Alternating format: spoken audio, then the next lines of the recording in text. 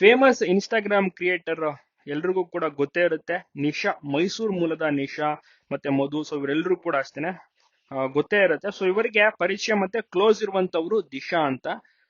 Delta beach point ದುರಂತ ದಿಶಾ ಅವರು ಅಗ್ಲಿಕೆ ಆಗುತ್ತೆ.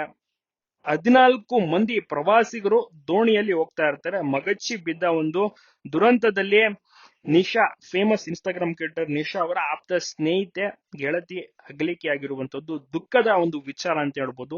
ಒಂದು ಬರ ಸಿಡಿಲು ಭಾರತ ಲೋಕಕ್ಕೆ ಹೋಗಿದ್ದಾರೆ ಆಪ್ತ ಸ್ನೇಹಿತೆ ದಿಶಾ. ಕೇವಲ 23 ವರ್ಷ. ಜಸ್ಟ್ ಇಮ್ಯಾಜಿನ್ ಮಾಡ್ಕೊಳ್ಳಿ, 23 ವರ್ಷದ ದಿಶಾ ಅವರು ಅಗಲಿಕೆ ಆಗಿದ್ದಾರೆ ಅಂದ್ರೆ ಕುಟುಂಬಕ್ಕೆ ಇನ್ನೆಷ್ಟು ನೋವಾಗಿರ್ಬೋದು. ಆ ಒಂದು ರೆಸಾರ್ಟ್ ನಲ್ಲಿ ತಂಗಿರ್ತಾರೆ.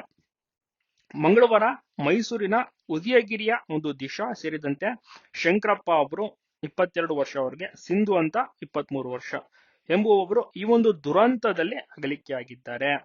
ಮಲ್ಪೆಯ ಬಳಿ ಡೆಲ್ಟಾ ಬೀಚ್ ಪಾಯಿಂಟ್ ನಿಂದ ತೆರಳಿದ್ದಂತ 14 ಮಂದಿ ಪ್ರವಾಸಿಗರು ದೋಣಿ ಕಂಪ್ಲೀಟ್ ಆಗಿ ಮುಳುಗು ಹೋಗುತ್ತೆ. ಅದರಲ್ಲಿ ಕೆಲವೊಂದಿಷ್ಟು ಜನ ಇದು ಲೈಫ್ ಜಾಕೆಟ್ ಅನ್ನ ಹಾಕೊಂಡಿರ್ತಾರೆ, ಕೆಲವೊಂದಿಷ್ಟು ಜನ ಲೈಫ್ ಜಾಕೆಟ್ ಹಾಕೊಂಡಿರೋದಿಲ್ಲ. ಅದರಲ್ಲಿ ಧರ್ಮರಾಜು ಮತ್ತೆ ದಿಶಾ ಎಂಬುವವರು ತೀವ್ರವಾಗಿ ಅಸ್ವಸ್ಥಗೊಂಡು ಆಸ್ಪತ್ರೆಗೂ ಸಹ ದಾಖಲಾಗ್ತಾರೆ. ಆದ್ರೆ ಚಿಕಿತ್ಸೆ ಫಲಿಸದೆ ದಿಶಾ ಅಂದ್ರೆ ನಿಶಾ ಮತ್ತೆ ಮಧು ಅವರ ಆಪ್ತ ಸ್ನೇಹಿತೆ ದಿಶಾ ಅವರು ಅಗಲಿಕೆ ಆಗುವಂತದ್ದು 23 ವರ್ಷ ಅವರಿಗೆ ಅಷ್ಟೇನೆ. ತುಂಬಾನೇ ಕ್ಲೋಸ್ ಇರುವಂತವ್ರು, ಯಾವಾಗ್ಲೂ ಒಟ್ಟಿಗೆ ಇರೋರು, ಒಟ್ಟಿಗೆ ಸ್ಟಡಿ ಮಾಡ್ತಾ ಇದ್ರು.